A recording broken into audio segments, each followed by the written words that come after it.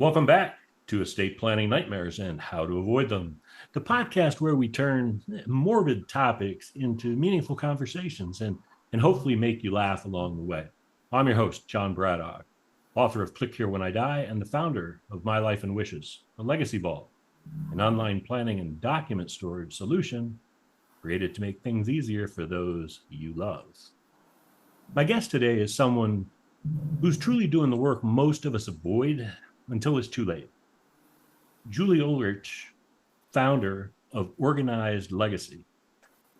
She is someone who brings both heart and clarity to some of life's most challenging transitions. Julie is the founder of Organized Legacy, where she helps families prepare for the future and manage the aftermath of loss with less stress, and more confidence. With over 2 decades of experience, she is a trusted expert in estate organization, after loss support, move management, and legacy preservation. Her work is rooted in both personal and professional experience. Having navigated the loss of both of her parents, Julie understands the emotional and, shall we say, logistical overwhelm that families face, and she's made it her personal mission to make those moments less chaotic, more compassionate, and far, far more organized. Julie has developed thoughtful tools like the WYNKfile, which we'll talk about a little bit later, to help people get their affairs in order before the crisis.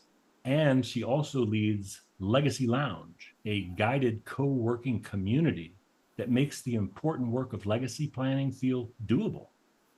In addition to her client work, Julie serves as chair of the Chesapeake Task Force on Aging, is a board member of Meals on Wheels of Chesapeake, and is the founder of Silver Tree Seniors, a nonprofit committed to supporting low-income seniors. So grab a pen, your coffee, or something stronger, and let's dive into a conversation that will help you feel more prepared, more peaceful, and a whole lot less panicked. Julie, welcome to the show. Thanks, John. Quite an intro. I would like to take you on the road with me. Nice Well, intro. Thank you. oh, you're welcome. Well, with all your experience, I had to, I could have talked for another 10 minutes. You did great. Great. Well, let's just jump right in. Julie, you didn't wake up at age 7 saying, I want to be an after loss support specialist. So can you tell us what led to your work in this field? I did not. In fact, when I was 7, I think I wanted to be a veterinarian. So yeah, that's completely the opposite. I kind of just, you can plan all you want, but life kind of takes us in certain ways. And this is where I am today. And I know this is where I'm supposed to be, but it was never what I planned. I was a retail buyer back in 2000, early 2000s, and there was a company acquisition. My company was bought. I lost my job, long story short. And so I started a business, a personal concierge and lifestyle management company.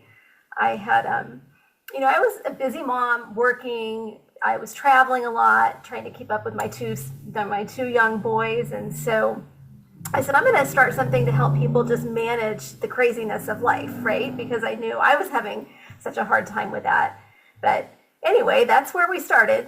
And it morphed into something completely different over the years. But I think a lot of that has to do with just, as I'm a lot older, right? I'm 23 years older than I was back then, and gone through a lot of life changes myself. My 2 sons ended up, becoming amazing human beings and moving out on their own, and I lost both of my parents. I had lost my mom in 2012 and my dad in 2016. And so just more and more, I found myself just drawn towards working with older adults and their families, their adult children. Just like I know exactly what what you go through, keeping, trying to take care of your parents. And so that was the direction I went. I wanted to help with, those times of transition. I mean, when I lost my dad, it was 2,500 miles away, and I'm trying to manage cleaning out his home. All of that. I was the executor of the estate, handling all of that, and I knew it was so difficult. And I knew that that was really something that people need help with, because most people do it alone.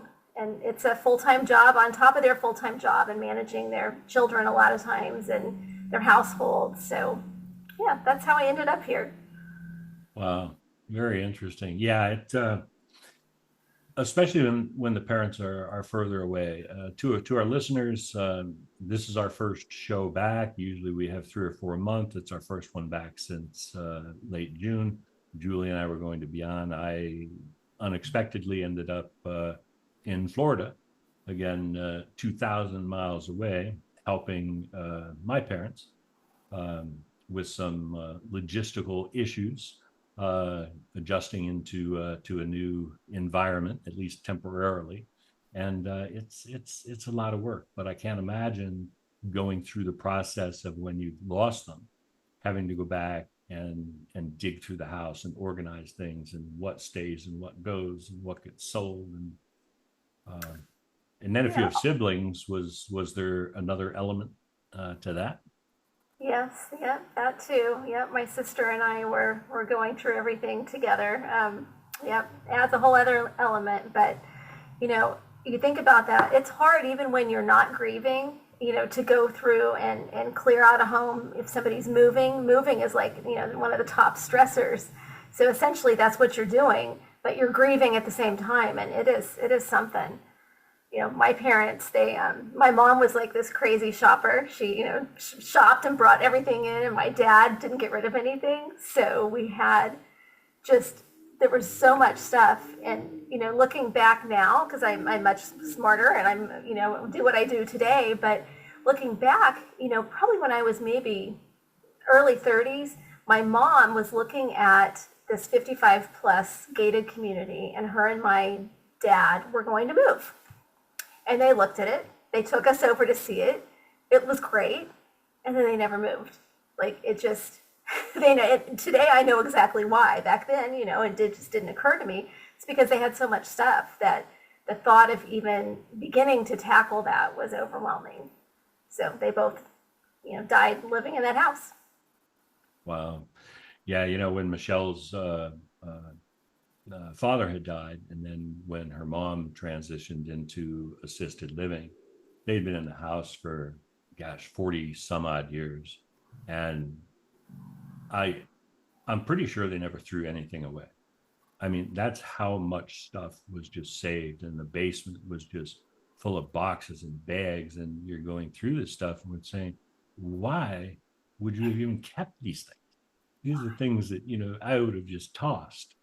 You know, I'm totally different. I'm one of those people that if I haven't used this thing for a little while, I throw it away. Of course, then a year later, I say, I really could use that right now. And then I have to go buy another one. Well, sometimes that's worth it. It's worth it. But yeah, Exactly. come around with me for a day or two, and you'll definitely not hold on to things. Yeah. So on your website at organizedlegacy.com, your website lists the services, planning ahead, declutter, move management, property inventory, after loss support, legacy touch points. How do these elements all tie together into like holistic legacy planning? So, I always try to coach my clients that the more preparation we can do, the better off their family's going to be someday. So, by handling all these things, and of course, there's always in the room that says, well, I don't care, I'm not going to be there. I did a presentation last week to a group of women, and there was one saying, well, it's not going to be my problem. But, it is such a gift to be able to give your family a roadmap. They're not trying to go on a scavenger hunt, again, all while grieving, dealing with all of the stuff. So I try to get them to work with me early so that we can avoid that. And it not only, is a gift to your family that you're leaving behind, but it also provides you with peace of mind. I always use the analogy, like the more things we have in our house, and like, you put things in the safe spot, right? And you can't find it, that, it is so overwhelming. And I say, like, if you start even little, like, when you want to lose weight and you lose like the first 5 pounds and you're feeling good, you start to feel lighter. It's the same when you start decluttering, believe it or not. And so that's the plan, is that we work now while we can. We do, we do the hard while it's easier, and it provides us peace of mind, but then we are giving our family a gift. Absolutely. As I always say, that probably the greatest final gift that I can leave for my family is to not add more stress, anxiety, frustration, confusion, work, time, expense at the end of the day. And that only comes by me being prepared, having done my part on the front end and building a roadmap which guides them, or answers all the unanswered questions from beyond that they're going to have. It's such a gift, and I've sat with families when that didn't happen, and there can be a lot of anger at their mom or dad that left them like that, and it's not what we want. So it's truly a gift to get your affairs in order, your things in order, take care of your stuff, and yeah, my dad did that. My parents never dealt with the stuff, so I wasn't happy about having to deal with it, but I knew it was always like that. But he did sit down with me, and when he was diagnosed with cancer, and they told him about a year to live, and he had me sit down, and he gave me like just a brain dump of all of the things that he could think of, his logins, his passwords. But most people don't have that opportunity to do that. You don't know. And he ended up passing away 6 short weeks later. So it's a really good thing he did.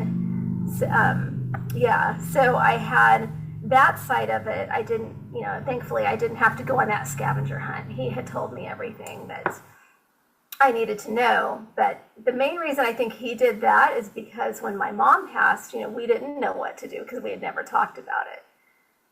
So, yeah. It's interesting. So when we started My Life and Wishes, a Legacy Vault back in 2016, what I found out real quickly is the biggest challenge we would have is that people don't know they have this problem until they have the problem, because they just don't think about it. And so, educating people now and getting people to think about it, and a lot has changed over the last 10 years. People are starting to think about their legacy, especially on the heels of COVID and those things, and the what ifs.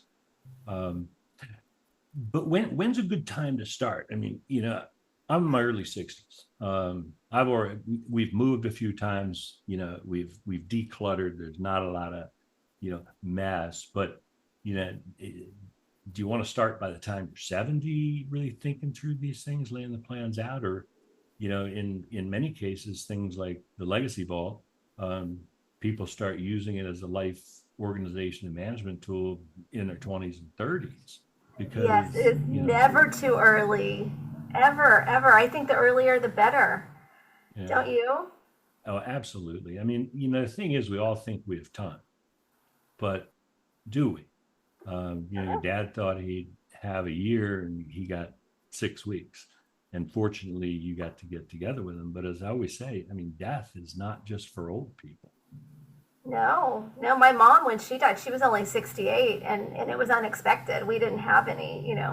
So you don't know. I say it's never, ever too early. And I also think this is something, because I do come across a lot of, people don't want to talk about this, right? They don't want to talk about the end of life. I find the older people get, the harder it is to talk about, as well, which, so the earlier we start, the more we just make it, it's normal. This is just normal part. We plan for everything. We plan for, babies to be born, for weddings. We plan college. We plan all these things. Why don't we plan for our end of our life? Exactly. I call that out in my book, when I talk about that people by nature, we're planning, right? Like you say, we plan for the birth of a child, plan to send them to college, we plan the weddings, we plan our retirement. I mean, heck, I'm at my office and I'm trying to think what we're going to have for dinner tonight, because I need to stop at the grocery store on the way home, and there's 2 routes I can go, and which is going to be the fastest when I want to go. But again, it's like you say, the one thing, they say death and taxes, right? Well, there are some people who don't pay their taxes. So there's only one absolute, and Yeah.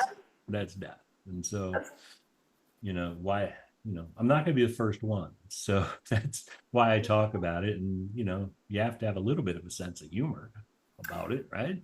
Absolutely. A friend of mine, she's a death doula, and we were just talking about that the other day. Is that if we didn't have our sense of humor, we couldn't get through this. Right. Might seem a little dark to some people, but I try to make it just a little less scary. I think we don't want it to be so scary, and the more Right. prepared you are, maybe the less scary it is. I think it's a lot less scary the more prepared you are. I mean, I've spoken with so many people that fortunately they're still alive, but had never done any planning. And then all of a sudden, something happens, an emergency, they need a surgery. And instead of the night before on the hospital bed, just relaxing, trying to take care of themselves, spend some time with their spouse, they're sitting there with a legal pad and they're jotting down all the things just in case Yeah. something happens. And that, I mean, I can't think of anything more stressful than the night before I'm going to have surgery to sit and try and remember everything that someone's going to need to know. Yeah, no, no, the legacy vault, I always use this too when I'm doing, it's like, it is, it is amazingly powerful when somebody asks you for something and you're like, well, hold on, let me get this for you. And 2 seconds later, you've got it. You pull it up on your phone. There's just, it's such a good feeling. Absolutely. So you start working with people, hopefully the sooner the better. I know you also run the Legacy Lounge, which is a weekly co-working space to help people actually do the work instead of say, hey, here's what you should do, now go do it. You Yeah. actually assist them. Can you tell me a little bit about that? Sure. I find more often than not, it's just that accountability. It's having a partner along with you. And so it's just having somebody to encourage you, to answer questions, say, how's it going? Did you stick it on your shelf and you're leaving it there? It's just a way to keep it going. I find even with my clients when we're decluttering, a lot of times it's just, they're amazed at what we can do when we do it together. Because when they're there, they get in their own heads, they get, distracted. And so if we're there, that's just some focused time to work on what's important. Also just to provide support, again, adult children that, have never downsized mom before. And it is a very emotional time. So, we tackle all those things, all those fun transitions that happen later in life. Yeah, decluttering sounds simple until you're staring at a garage full of tools, 32 expired spice jars in the kitchen cabinet, But a they're still box. good. Yeah. There's nothing wrong with them. They're good yet. The Yeah. box is marked mom stuff, do not touch. How do you help families move through the emotional, landmines of letting go? Like what's your process when helping someone clear out? Yeah, well, interestingly enough, and not surprising really, is that as a neutral party, I can have an adult daughter look at me and say, I told my mom to do that, and I don't tell, I just gently suggest and guide, but it's different when it's me and I'm not the child. But we do have to go through, a lot of different, ask ourselves some questions, and sometimes we have to make some hard decisions.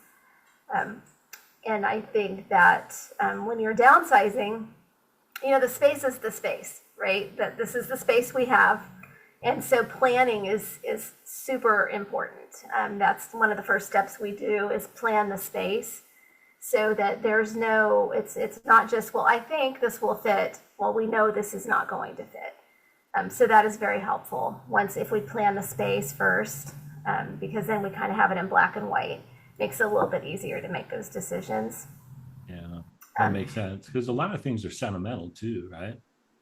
Yes, and so and there's so many things out there now about our kids don't want our stuff, and for the most part they don't, right? And most people will hang on to this because they think they're going to leave it for their daughter someday, but their daughter doesn't want it. So I suggest that we ask now, and if they do want it, or surprise them, maybe the granddaughter would love it. give it to her now and let her enjoy it. I'm a big proponent of getting out in front of that and gifting now. If there's something that's in your cabinet, and it's been in the back of the cabinet for, 10, 15 years, you don't need it anymore. It's not serving any purpose whatsoever. And give it to someone while you're still around and you can see them get enjoyment from it, right? Absolutely. I had a lady I came across one time that was telling me it's called a great grandma's giveaway. She does every year, and her grandma's great giveaway, and she has all of her, like her children, her grandkids, and I think even maybe some friends come over, and she's put everything out that she no longer wants and lets them, shop from it. Like, what a great way to get rid of things. That's a great idea. I mean, far too often, you hear the stories, and if things aren't given and they aren't clearly spelled out, mom promised the china to both the girls, and I guarantee you they're both going to fight over it. And the last thing we want is that to happen, right? But you hear the stories of grandma just saying, well, just put a sticky note on whatever it is you want in the house, and after I'm gone it'll be yours, right? And it's not the best way to go about it, I don't think. No, we try when we're tackling that, we take it a step further and we do an actual inventory and document what the plans are of where we want XYZ to go. So whether that's a family member or a charity, or sell it and put it in the estate, so a lot of times we'll do some pre-planning like that, and that avoids the fights at the end of the day, because there will be fights. There's no doubt. Absolutely. Sticky note is a good start, but it's they can fall off and and be moved, and not a good long-term plan. No, as I always say, I mean, Michelle and I have 6 children between us, and when the kids are growing up, no one could agree on what to have for dinner, what movie to go to. So if I think they're going to agree on who gets what after I'm gone, I'm sadly mistaken.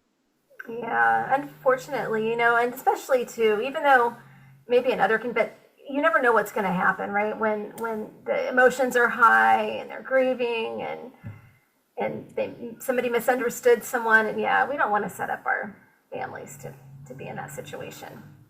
Yeah, and essentially, I know you're not an attorney, but when you get that inventory done and assign those things, attorney can make that legal document, which is known as a personal property memorandum.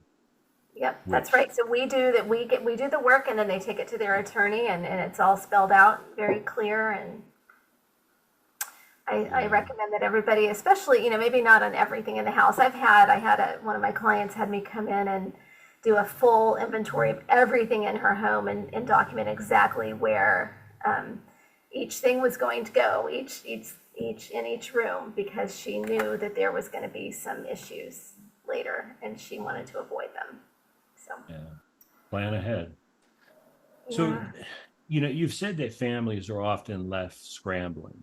You and I use the same terminology, the scavenger hunt, or I like to call it the morbid scavenger hunt. That's where my kids have to come across the country and dig through all dead dad's drawers, right? But I think that's, scrambling is like a polite word for like panicking, crying, arguing over a lockbox that no one has a key to. What are some of the most common pain points that you see in the first few weeks after a loss? I think, just not even knowing what's there. That's the other thing too, why I encourage the conversations. And I have an example of a client I'll share with you. This gentleman's father passed away. He was very unaware of his dad's situation, like completely had no idea. And it was the complete opposite of what he thought. I won't get it too far into detail, but it was a tragic situation. He was left with a mess and didn't know where to find anything, and thought there was things to find that there weren't. And so I think that's just, that unknown is the worst. So I think, just the fighting comes when, again, emotions are high, and somebody thinks that, mom or dad would like it this way and we're doing it that way. And yeah, so it's the whole thing. That's where the shameless plug here, but that's where planning ahead and then families utilizing something like Legacy Vault that actually spells everything out, says where things are, how to access them, what they want to have happen with them, then supported by, a will, a trust, and estate plan can certainly ease the pain.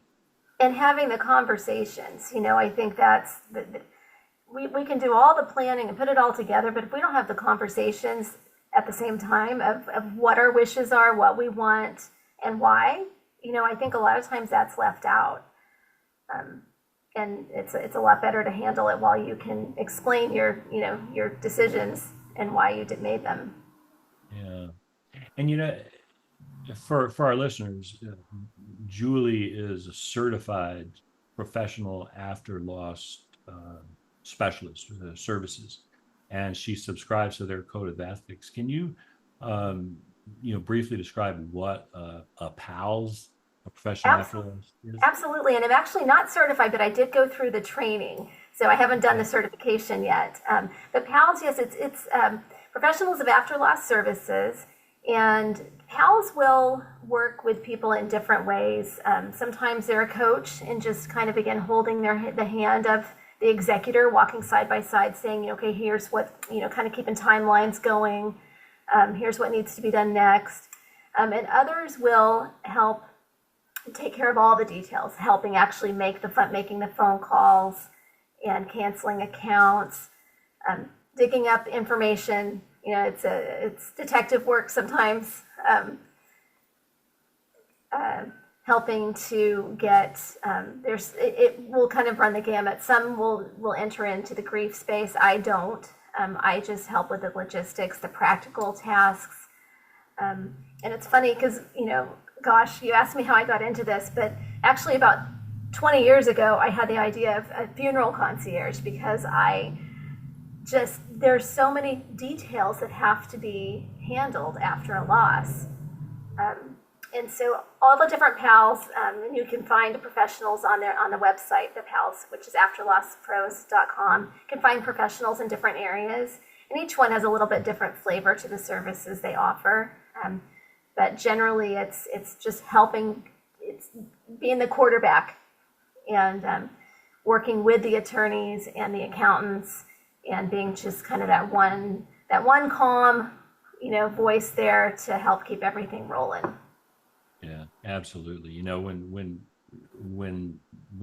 you lose a family member, again, it's emotional. You're grieving, you're sad, you're in shock, and not knowing even where to begin. I mean, the first question that the medical examiner asked us at my father-in-law's house is, where should we take Dad? It's like, he's been gone for an hour. We just got to the house. She's asking us this question. It's like, I don't know. There's 12 funeral homes in town. Who do you recommend? Right? And then, like you say, well, geez, we're going to have to go to the funeral home. We're going to have to plan the service. Are we going to have, lunch after? Are we going to do this? Are we going to do that? And it's like, if you have a quarterback like yourself, someone to say, look, I got you. Let's just follow these steps here, and you don't have to think. I'll do the thinking. You can just provide the answers.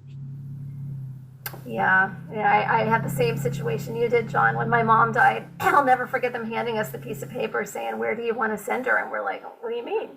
I want to send her home." Yeah. Well, you need to pick a funeral home, and you just, when you haven't done that personally, you just don't know what to expect. Yeah. So I think that after loss services are becoming, and the more, like we were saying too, the more that people are talking about end of life and planning ahead, I think the more it will be built into their estate plans, to have somebody to help them to take care of all of the logistics that are happen after. Yeah. I think it will be an important part over the next several years. Yeah, absolutely. So Tell me about your Wink file, um, and how you use that, and the Legacy Vault, and then also Legacy Lounge. What does that look like if I join Legacy Lounge? Sure. Well, so WYNKfile is just my collection. It's what you need to know file. It's just my collection of forms to collect the information, and to go through and what are our recurring bills, just kind of a place to collect it all, and then we upload those into Legacy Vault. It's kind of just a collection form, and then it's a fillable PDF, and we cover 9 different areas of life, everything. So it's along the lines of Legacy Vault, but it's just paper. Not so handy. You can't reach it. You can't get it from anywhere, but it's a good collection tool to use in tandem with Legacy Vault. And then Great Legacy first Vault, step. Absolutely. yeah, that's kind of how I use it with my clients for the most part, is that we're using it to collect, and then we will use Legacy Vault so that they have the bells and whistles of being able to share it with, their loved ones, or have a co-owner on the account. So I think that is such an awesome thing. So yeah, we use them in tandem. And then Legacy Lounge is just where we provide the support. So anybody that purchases a WYNKfile or a Legacy Vault, it comes along with my support. So yeah, we do with the Legacy Vault a year of Legacy Lounge, and with WYNKfile 3. So again, I think the support part is so important to help make sure that it gets done. I love that accountability, because so many people, well, everyone knows they need to do this. And a lot of people will take the first step and will say, all right, get a Legacy Vault. But then all of a sudden they feel like, well, now I got to log in and it's going to be overwhelming and daunting and da da da da. Well, not in your case, because you provide the support and help them get started and show them just how easy it is. Right. I've seen too many times as a professional organizer, you can imagine being in homes. I have seen way too many workbooks that were bought and left on a shelf and never done. And all of these, I want to do this, but never do them. And so it's very important to me that it actually gets done. I love your compassion, and and the fact that you do it so well, and such a great smile on your face. Thanks. Um, Gotta try to make it not so doom and gloom, right? exactly. As my kids always say, like, Dad, all you do is talk about death and estate planning and that kind of stuff. I mean, how do you do that? It's like, with a smile on my face, because at the end of the day, my goal is to help 1 million families not go through what we went through. And it's organizations like yours, it's the estate planning attorneys out there, the certified document preparers that are helping families, uh, you know, get through at the end without the fights and confusion and all the added expense. And like we said, we always have to remind everybody too that it's not just for end of life. I promise. I always tell people, I promise you, you will be so happy that you got your things, your affairs in order for yourself. It is just so important. And I'll just, even like with something like for medical information, right? Like if you don't have a list of your medications and you don't have, so those are all things that I collect too, because what happens if you can't take care of yourself or the dog? Right? Forget the dog. Yeah, he got up and walked out a minute or two. Yeah. He did, but if something happened to me, you would not know that Sherman needs to get 2 chicken planks after he eats his dinner, or he will not leave you alone. It's so true. I mean, incapacity. I mean, yeah, the thing is probably worse than death is incapacity, where you don't know anything. And for those that have pets, I mean, most people don't have a pet trust that spells something out. And so, what family needs to know is if I'm incapacitated or if I die, but who do I want to come in and take care of that pet? But then they're also going to need to know what their temperament issues might be. Like if they don't get the treats after dinner, I might soil the rug, and You know, are there behavior issues bad around small children? Who's the veterinarian? Are there medications? What's the dosage and schedule? You know, and All things we carry around in our head.